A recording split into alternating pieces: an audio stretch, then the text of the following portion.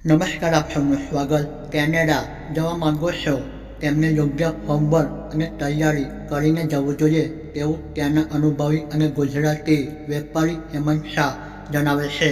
આજે અમે અહીં કેનેડામાં રહેતા ગુજરાતી યુવકનો કિસ્સો શેર કરી રહ્યા છે, જેમાં યુવકને ત્યાં કેવી તકલીફો પડે છે તેનું વર્ણન કરવામાં આવ્યું છે. કેનેડામાં હાલ યુવાનોની પરિસ્થિતિ કપરી છે. જેના યુવાનો કેનેડા ગયા છે અથવા ત્યાં જવા માંગે છે તેમને ઘણા સવાલો છે. અગાઉ તમને જણાવ્યું હતું કે કેનેડામાં સેટ થવા માટે સ્ટ્રગલ કરી રહેલા યુવાનો જે હકીકત હોય તે ઘરે જણાવી શકતા નથી.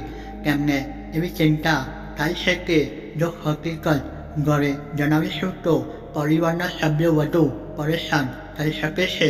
આવો જ એક કિસ્સો સામે આવ્યો છે કે જેમાં એક યુવક સારી રીતે નોકરી છોડીને કેનેડા ગયા પછી તેના શરૂઆતના દિવસોના સ્ટ્રગલ સિવાય ઘરથી હજારો કિલોમીટર દૂર ગયા પછી કેવી પરિસ્થિતિનો સામનો કરવો પડે છે તેની કહાની તમારી સમક્ષ રજૂ કરવાની છે.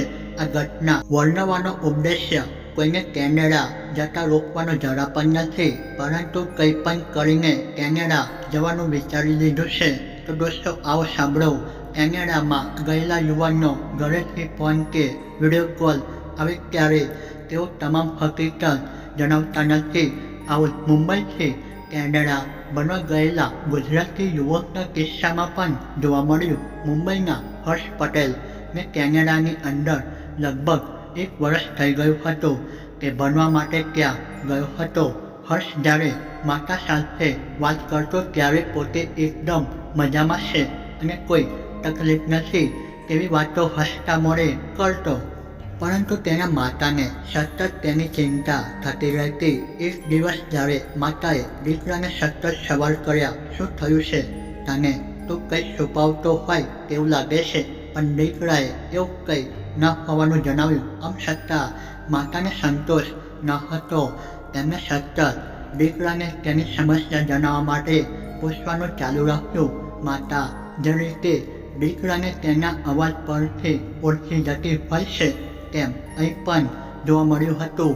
જ્યારે હર્ષ સતત માતાના સવાલો થતાં પોતાની સ્થિતિ વિશે જણાવવાનું નક્કી કર્યું તો તેની સમસ્યા ઘરમાં જ હોવાનું જાણવા મળ્યું હતું. હર્ષની સાથે રહેતા રૂમમેટ દ્વારા સતત નિશ્ચિત થઈને જીવન જીવતા હતા. આવામાં ઘરની અસ્તવ્યસ્તતા તથા રસોડામાં એઠા વાસણો ઘણા દિવસો સુધી પડી રહેતા હોવાની તકલીફના કારણે તેને ઊંઘ પણ નથી આવતી. આ તકલીફ અહીંથી પૂર્ણ નથી થતી.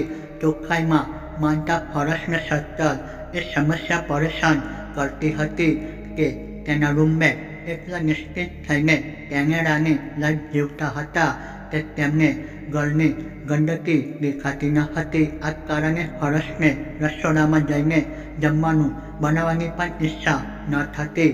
આમ થવાની અને ઘરમાં થતી ગંદકીથી સૂંઘ ચડવાના કારણે તે ઘણા સમયથી સવારના નાસ્તાથી લઈને રાતના જમવાની વ્યવસ્થા બહાર જ પતાવવી પડતી. પોતાનું સ્ટડી, કેનેડાનું સ્ટ્રગલ અને તેની વચ્ચે જ્યાં રહેતો હતો ત્યાંની સમસ્યાને કારણે હર્ષ સતત ચિંતામાં રહેતો.